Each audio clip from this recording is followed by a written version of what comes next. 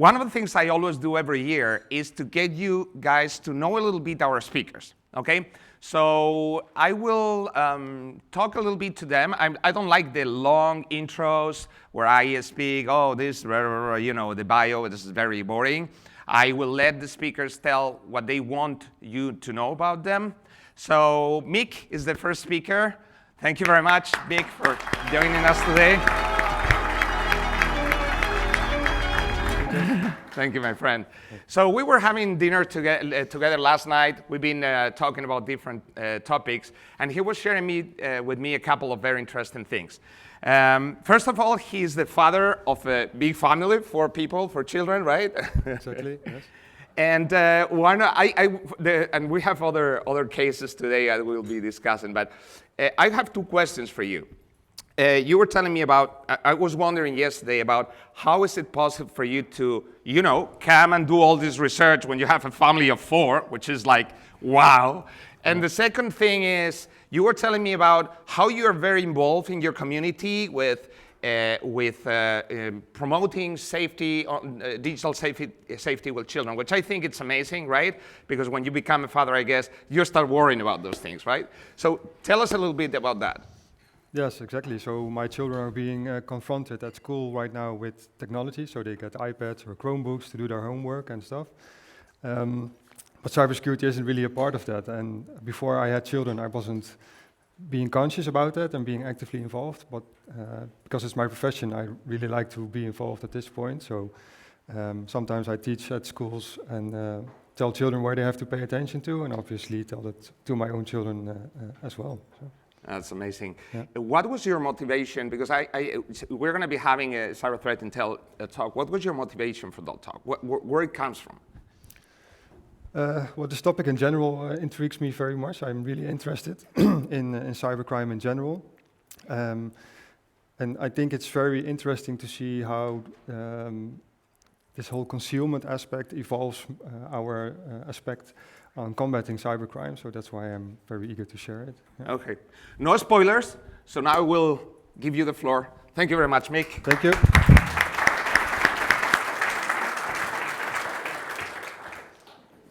Where's the clicker? No, it's here. Thank you. Yes, so a while ago I read an article about a cybercriminal who managed to operate undetected for years. And when I was reading that entire story, what fascinated me was the level of sophistication that this threat actor used to stay hidden. And when I tried to look deeper into this topic, I noticed that there was very little scientific research or any other knowledge on this topic. And for me, that was a reason to delve deeper into this subject. And today I will share my key findings of my research on this topic with you. And hopefully by the end of this session, you have a better understanding of how concealment works with respect to cybercrime, what it's comprised of, what the challenges are, and what some practical use cases for this research might be. So first of all, it's important to understand that concealment in general already plays a very important role in crime, in traditional forms of crime. So some of you might recognize this photograph on what you see on the slide. It was discovered by accident by the Dutch police, and it turned out that this gnome was entirely made out of MDMA, which is used in ecstasy pills. And this is just a perfect example of how criminals are trying to conceal their acts. And this also applies in cyberspace or for cybercrime specifically. So it not only shows us what's possible, but also the innovative mindset that they have. And if we look at concealment and the role with respect to cybercrime, cybercrimes are conducted by cybercriminals, and they need concealment because concealment provides them with some level of anonymity, and anonymity in turn complicates attribution of cybercrime. And this not only allows them to get away with their cybercrimes, but also to continue them for a longer period of time, which obviously makes our life much worse. But if we look a bit closer at concealment itself, you'll notice that there are different aspects of which can be concealed. So just as we saw with the GNOME, you can try to conceal the act itself. In this case, it was about drug trafficking. But from a forensic perspective, you can also try to remove any traces. So you can use a live operating system, for instance, which makes sure that there is no evidence to be discovered anyway. And what's also important to notice here is that it also has to work in conjunction with each other. So you can try to conceal your own identity by operating under an alias, for example, but you cannot use your personal crypto wallet, which has been registered with your true identity at some exchange, right? So you need other concealment measures as well. And this whole process of applying concealment, concealing your activities, and achieving a level of anonymity is often referred to as operational security, or OPSEC in short. And we'll take a closer look at what it looks like in practice. So first of all, it's important to understand what the difference between anonymity and privacy is. So with privacy, we know who you are, but we don't know what you are doing or what you are saying. Whilst with anonymity, it's the exact opposite. So we know what you are saying, we know what you're doing, but we don't know who you are. And if we look at a practical example, we can see one of the most present ransomware groups at this point. They have a leak site on the dark web. And we can clearly see who is behind these attacks and who they are attacking, but we still don't know who Quillen is, how many individuals are involved, where do they live, how old are they, where is this infrastructure being hosted in the world? We don't know. This is all due to concealment. Or another example where on a well-known cybercrime forum, someone posts a database containing data from million citizens. We can clearly see who is doing this, but we don't know who this individual is, where does he live, or how old he is. And both on the clear web and on the dark web, there's a wide variety of guidance available which show you, which tell you, and which explain you how to achieve some kind of anonymity and how to conceal your activities. And I've pasted in here some screenshots from a few of those operational security guides. In this case, ones which have been discovered on the dark web. And you can clearly see what the intention is of these guides, right? So they really have been written for illicit purposes.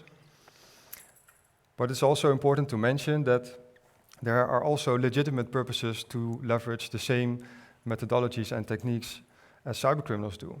Let's say that you're living in a strict regime and you want to circumvent censorship, or you are a law enforcement investigator.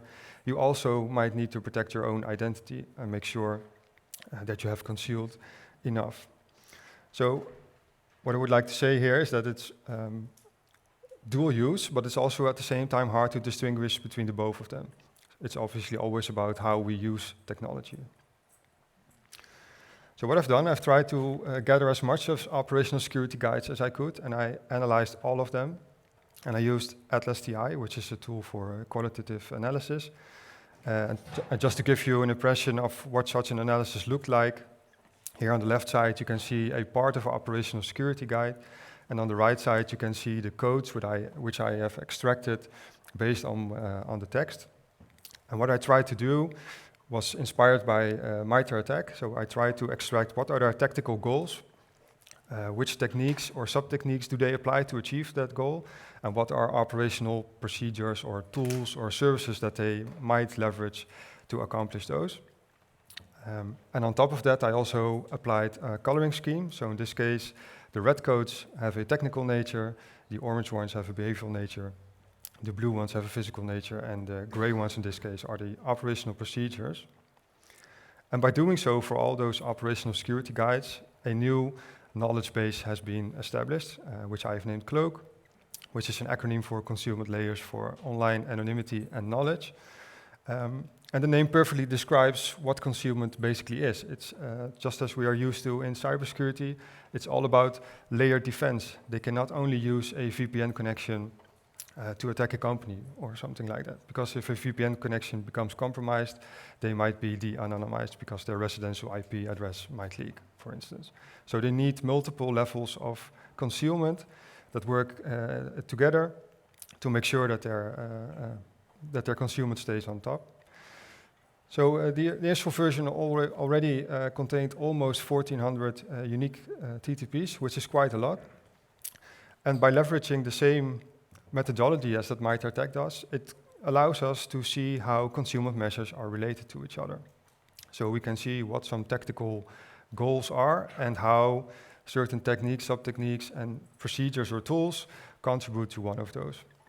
And it also works the other way around. So we can also see, for instance, which techniques or sub-techniques are supported by, let's say, VeriCrypt in this case.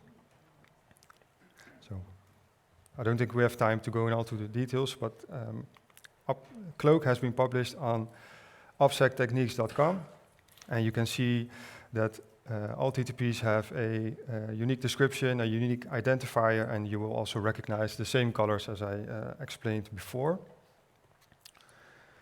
So please take a look at it when you have the time. And what I also noticed during this whole analysis is that there is a sort of a continuous improvement cycle with respect to concealment. And what I also found very surprising was that they leverage the same methodologies that we are used to in cybersecurity. So they apply risk management methodologies. They use threat modeling, such as PASTA or Stride, to identify what their threat model is and try to come up with effective countermeasures. And concealment is complex. So it's comprised of technical, behavioral, and physical measures, and also at different levels. And you have to imagine that it is not something you can do on a Saturday afternoon. You really have to understand which actions might leave which forensic traces and how can you counter those, or how can you reduce the steps that you might leave behind. So they really need to educate themselves on this. Some of these guides were over 150 pages, to give you an impression.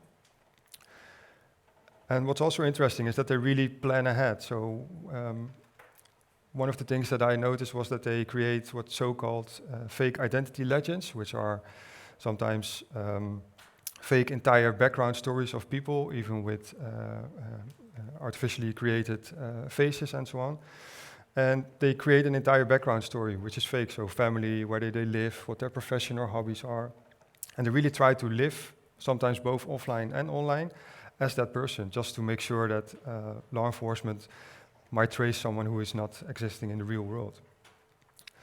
And they also try to purge their digital footprint as much as possible. So you have to imagine there is a moment in time where someone makes a decision to engage in cybercrime, but at that point they are not interesting yet for law enforcement or any other investigator. So what they try to do is they try to reduce that digital footprint as much as possible. So old accounts that they use, forum posts that they have been making, personal photos, other personal identifiable information, they try to wipe as much as possible, because somewhere in the future they might become interesting enough to be investigated. And at that point in time, there isn't very much to discover about them. So it's really something they plan ahead for. And obviously, they also need to experiment a lot. Just reading all those guides or reading how to implement a hidden volume with VeriCrypt, but using it correctly and making sure that it's forensically untraceable is not something you just do in 15 minutes. You really need to feel yourself comfortable by using this. And once they have engaged in cybercrime, what they try to do is they try to use open source intelligence techniques to discover if is there any information about me or one of the aliases I'm operating under which might be of concern. And if so, they try to adapt their TTPs. So they might spread disinformation on purpose to put law enforcement on a false trail, or they might change their approach completely, so just drop an alias or go silent for a certain period of time. So now let's take a look at two technical setups which are being used for concealment. So first of all, just take a look at a typical OPSEC workstation. First of all, it's important to state that they would like to achieve a device which cannot be tied back to their identity in the first place. So they might buy it with cash from a pawn shop or somewhere else. And let's say that workstation has a Windows operating system installed on it. They completely leave that operating system alone. They only use it for connection with a public Wi-Fi network. And on top of that, they install a virtualization layer, in this case VirtualBox, to install an operating system with high privacy and anonymity standards, in this case Wunix. Wunix also has a separate virtual machine gateway, which makes sure that all traffic from that virtual environment is being routed over the Tor network. And on top of that, they might even use a cache-based VPN connection for extra concealment, extra complexity, which could also be replaced by a residential proxy, for instance. And as you can already see here, it's that there are multiple layers built in. And in worst case, law enforcement might end up with a public Wi-Fi through IP address, which in normal circumstances would not directly result in de-anonymization of the individual who was using it at that time.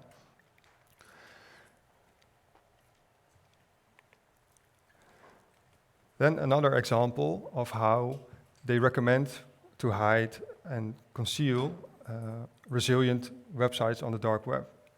So for instance, they might use a web application firewall as starters for filtering and monitoring purposes. And then they use a chain of reverse proxies, which are not only used to hide the true IP address of what's coming next in the chain, but also to make it harder for law enforcement to subpoena, disturb, or confiscate the infrastructure by spreading it over different geographical locations. Because this forces law enforcement to go beyond their own jurisdiction, which they know in practice can be tough sometimes. And from the last one in the chain, they might use an encrypted channel, which is a VPN connection, to the true backend of the infrastructure, which could also be in a different geographical location. And they only allow previous connections of incoming connections from the previous node in the chain. And this one is very important because if law enforcement successfully compromises reverse proxy 1 in this example, they cannot directly access the backend, for instance. So this is where they try to adapt to, from a detection perspective. So by going through all these operational security guides, I could also see what are now the most important or most mentioned TTPs from a technical, behavioral, physical, and operational perspective. So let's briefly go into them. So from a technical perspective, first of all, it's important to understand that the technical measures are the most important for becoming anonymous, but especially the behavior is what's required to stay anonymous. So often in those operational security guides, there are references to screw-ups that have been made by others, which cause them to be arrested. And they try to do a root cause analysis on that situation and try to provide that as a hard lesson for others. And they try to help each other to prevent them from making the same mistake. And from a technical perspective, it's mostly about using encryption, especially for achieving plausible deniability. So the ability to deny that you're responsible for or involved with illicit activities. Because if law enforcement cannot break or circumvent encryption, they cannot prove that you are involved in certain activities. So this is one of their main goals. And further, it's all about isolation and hardening and reducing your attack surface and your attack window. From a behavioral perspective, what's most important here to mention is compartmentalization. So they really need to make sure that cross-contamination cannot occur. You cannot go onto the dark web, go to dark forums, post a database, as we just saw, and then use that same session to access your personal Gmail account, because those activities can be tied together and ultimately might result in de-anonymization. So they really need to make sure that this is all separated from each other. And this also applies for where they store their data, for example. So one of their recommendations is that obviously they have to go through all those operational security guides to know how they should conceal themselves. But let's say that you store those operational security guides on your hard drive and law enforcement finds them. That might be an indication that you have something to hide, right? So these are also tips that they are giving them themselves. So from a physical perspective, that were the measures which are the most or the least present in Cloak in general. And they're more about destroying hardware, detecting surveillance, and preserving continuity, for example. But there are also some extraordinary measures which are taken on the physical level. So one of them is, for example, that they bolt computer cases to the floor to make it harder for law enforcement to conduct cold boot attacks. So it's harder to access the memory physically. Or they apply shielding paint to make sure that electromagnetic signals cannot leave the room against side channel attacks. Or dead man switches, where they are physically connected to the device, and if they're being separated from each other, the device self-destructs. Or they apply stickers or nail polish on screws of the laptops to make sure that they can detect tampering while they were away, for example. So there are quite interesting techniques out there. Yeah, from an operational perspective, what's most important here is that they obviously avoid proprietary software because they cannot verify if there are any backdoors built in or strange network connections occurring. So they really leverage open source software as much as they can. And as you can see here, there's a strong preference for operating systems which have high security and privacy standards. And Monero is the preferred cryptocurrency because it has the highest anonymity standards at this point. So what does this all mean? So let's put Cloak in perspective compared to MITRE ATT&CK. So MITRE ATT&CK does a very good job at describing TTPs which can be leveraged during a cyber attack. But MITRE ATT&CK solely focuses on cyber-dependent crimes, such as ransomware, distributed denial of service attacks, or malware, for example. And for cyber-enabled crimes, you cannot use MITRE ATT&CK as well. So financial fraud, hosting a child pornography website on the dark web, you cannot use MITRE ATT&CK for that very well. But also, if we zoom out a bit more and we look at the timeline from someone who is involved with cybercrime, he or she is not always conducting cybercrimes, right? So there are also regular individuals just like you and I are, and they need to go to the doctor, they need to do grocery stores, they need to surf the internet. So there are also other activities that they are involved with. What the difference with concealment is that this is something they need to maintain 24/7, both online and offline, so all the time. Whilst the attacking part is just portions in the timeline. So I think that we should broaden our perspectives, and Cloak is exactly filling in that gap where concealment is more important. So if we compare the two, we can see that Cloak also encompasses the phases which are before and after the crimes itself, but it also allows us to focus more on cyber-enabled crimes. So it should really be seen as an extension to what MITRE ATT&CK already does.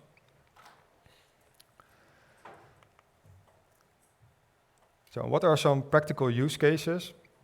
Well, first of all, I think it's convenient to use for aiding criminal investigations. So law enforcement can use Cloak to see what the TTPs are, and they can identify if there are any gaps in detection capabilities or forensic capabilities, or if there are countermeasures. Or even when there's a physical raid, they can even use it as a checklist to see which physical measures, for example, are being taken. But at the same time, as I mentioned before, it can be used as a guidance for individuals, which is also interesting. And you can use it, of course, for raising awareness in general about cybercriminal behavior. And this one is very interesting to me. I think that we might even be possible to fingerprint threat actors based on the concealment measures that they deploy instead of their attacking TTPs. Obviously, we need more research on this topic to make sure that we can, but I think it's at least something we should try to discover more with each other. And the ultimate goal is to combat cybercrime better. So to conclude, operational security is truly a way of living. They really need to do it online, offline, and all the time. Often in those references, in those guides are loose lips might sink ships, or don't drink and type, all practical examples which they give to each other. And it's also really comprised of multiple layers. So not only from a technical, behavioral, and physical level, but also multiple layers within those. So it's really a complex ecosystem, and I think we really should look more into it because it might allow us to not only broaden our perspective on combating cybercrime, but it also might allow new methodologies to combat it better. And I think public and private cooperation is also required here to do this in a proper manner. So yeah, I would like to ask you to take a look at it, especially from your own expertise, and try to think how we can use this in practice or how we can enhance it further, because your feedback is required to make this actually worthwhile in practice. So thank you very much. And I have the references to the source code and Cloak here as well. And my contact details are also on here. So I'm curious to hear from you. And thank you very much for your attention.